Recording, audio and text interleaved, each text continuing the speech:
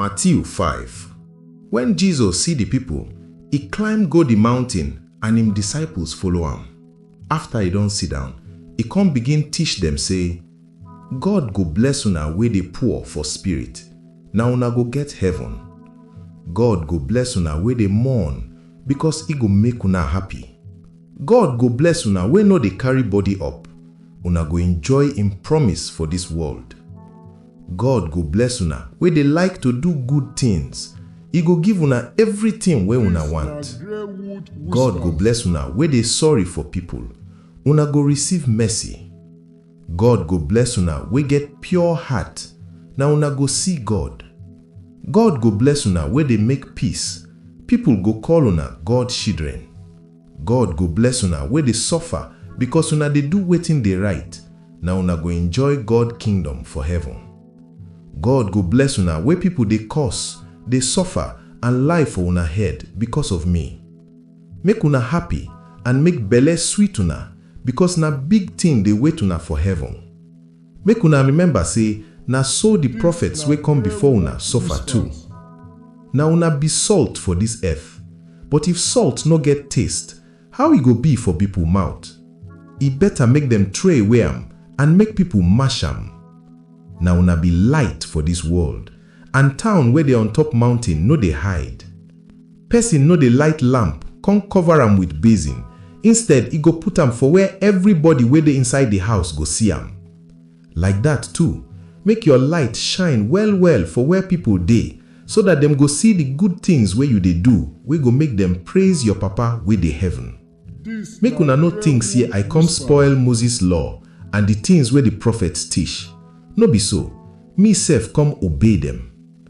I tell una true word, before this world go end, everything wey dey inside the law, even the small ones, go happen. So anybody wey no do wetin God command and dey teach others to do as he dey do, na him go small pass for God kingdom. But person wey obey God and teach others to do wetin the law talk, na big person he go be for God kingdom. I tell you the truth, if the good wey you do no be better pass wetin the Pharisee and the people wey dey teach the law do, you no go fit enter God kingdom. You hear as God tell our papa them before say, no kill, and anybody wey kill, God go judge am too. Anybody wey curse him brother go face the council, and anybody wey call person mumu go hellfire.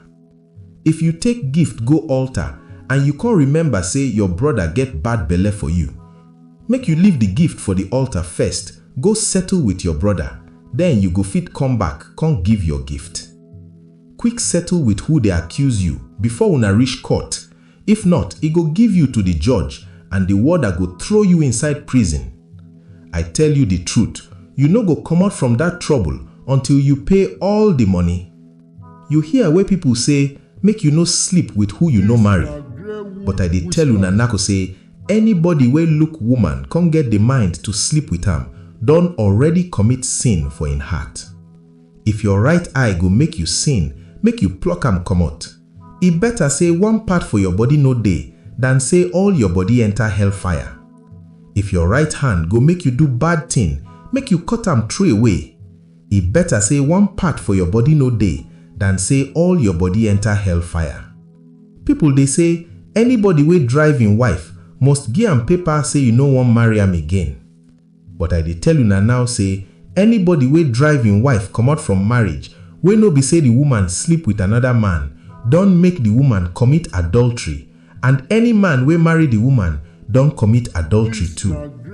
Again, you don hear as them tell people before say, make you no break your promise, but do wetin you promise God. But I dey tell una now say, make una never use heaven swear at all, because na God throne e be. Or with earth, because na him God dey put him leg. Or with Jerusalem, because na the big king town. No even take your head swear, because you no fit make one single hair white or black. When you say yes, make you mean am, and when you say no, make you mean am too. Any other thing where you talk past this, na devil it from come from. You hear say, anything anybody do na, make una do am back. But I dey tell una now say, make una no fight. If anybody slap your face, turn the other side, give am too. If anybody drag your shirt with you, make you give am your coat join. And if anybody force you waka 1 mile, make you follow am waka 2 miles. Give people anything wey they ask from you, and no drive anybody wey come borrow something from you.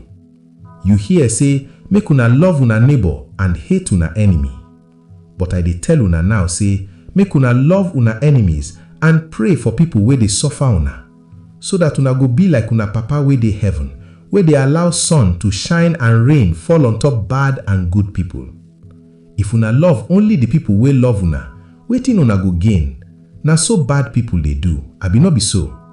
If una dey greet only una brothers, una no better pass others, because people wey no know God still dey do like that, abi no be so? So make una dey be perfect as una papa wey dey heaven perfect.